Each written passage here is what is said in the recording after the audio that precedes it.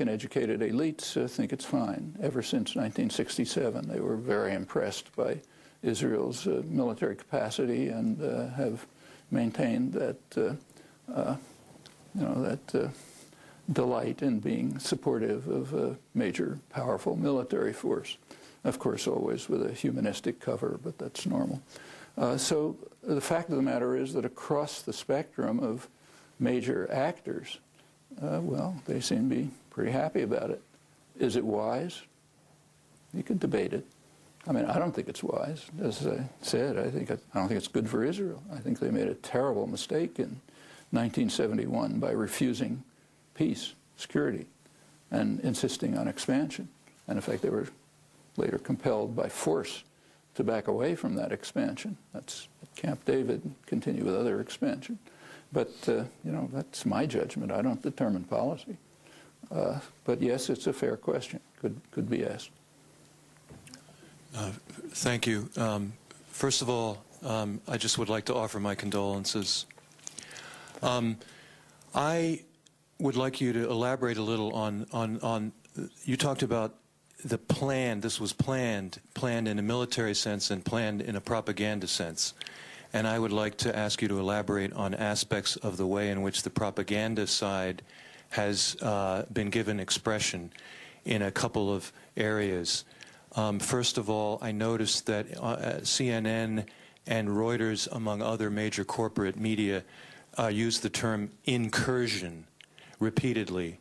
Secondly, another reporter from the New York Times, you mentioned Ethan Bronner, Stephen Erlanger, who's reporting from Jerusalem, had a story reporting on what Israeli military sources had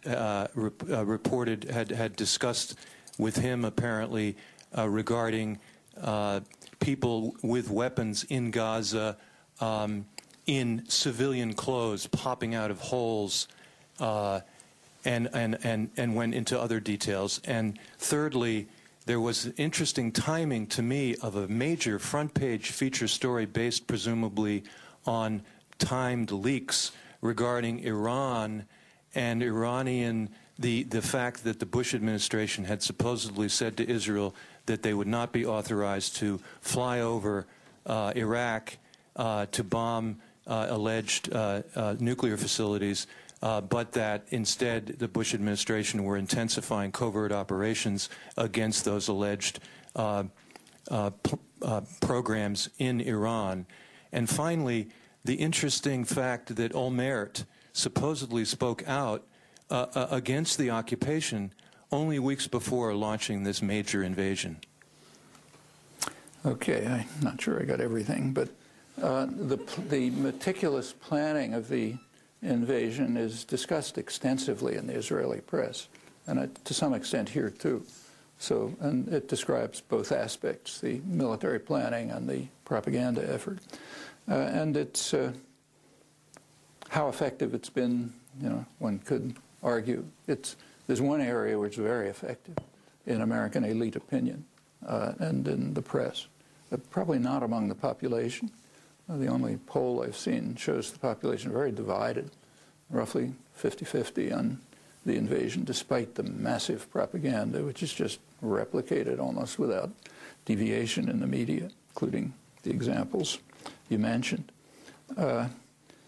As for reliance on Israeli military sources, well, of course, that's part of the propaganda system, kind of like the U.S. in Iraq, where reporters could go in if they were embedded, and meaning propaganda agents. And freelance reporters who tried to report, some of them were just dropped out of the corporate media. Others could do it as freelancers. In the case of Gaza, Israel has simply barred all reporters, foreign or it's even Israeli, because they want to make sure that there's no direct reporting. I mean, what you can get is, cell phone calls or something like that, and reports from people like Matt Gilbert, this Norwegian doctor, and UN officials and so on. But that's all part of what they call their Hasbara campaign. Israel has two-word Hebrew. There are two words for propaganda. One of them is standard word for propaganda. The other, hasbara, is for their own propaganda. And the word means explanation.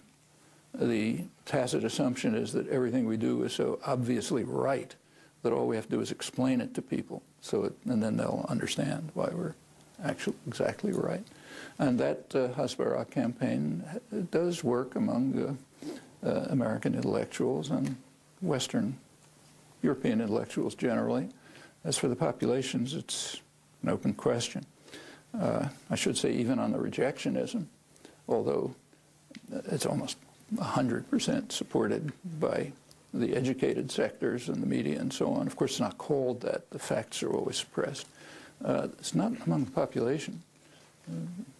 Roughly 2/3 of the population is in favor of the Arab League plan, normalization of relations within the international borders, basically the international consensus. But as usual, public opinion has almost no effect on policy. It's an interesting fact about American democracy. It's in fact a matter of principle. There's kind of principled reasons which go back to James Madison, why that has to be the case. And it clearly is the case, and the public knows it. So about 95% of the public objects that public opinion is not taken into account by the government. But, you know, they're two-legged beasts too. They don't really understand important things. But that's part of the control.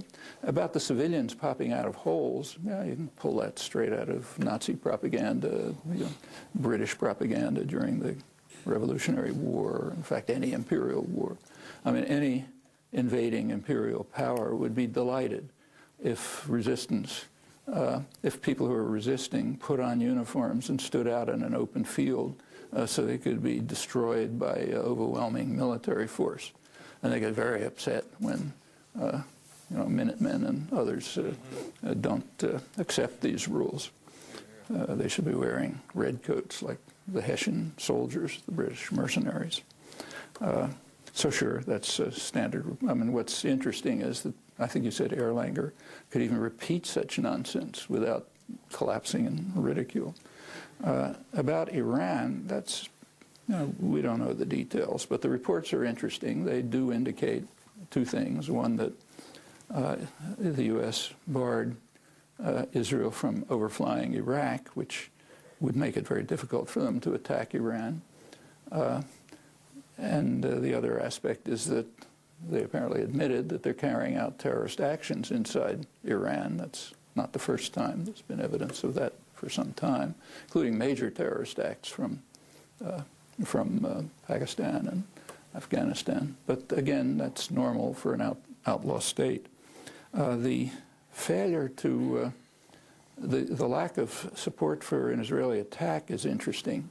I mean, I think it's pretty clear that Israel does not want, that the United States does not want Israel to attack Iran. That could lead to a major conflagration with huge effects for American troops, for oil supplies, everything else. It wasn't much discussed, but there was a resolution, congressional resolution, debated in the House, H.R. 362, I think it was, which called for the U.S. to, in effect, impose a blockade on Iran, you know, bar shipping in the Gulf and so on. It had enormous support. AIPAC, the Israeli lobby, was passionately in support of it and pulling out all the strings. It initially had very overwhelming congressional support, but it was voted down. It was voted down in part thanks to lobbying by the anti-war movement, which is hardly a massive lobby in the United States. But it was voted down mainly because the U.S. government didn't want it. And the lobby consistently slinks away silently when it comes into conflict with U.S. power for good reasons. They know they haven't got a chance and they want to harm themselves. And this passed very calmly as well, many other such cases. As for Olmert, he did say, basically in his resignation speech, he had to resign because of charges of corruptions. So he resigned, and he's still in office, but he basically resigned.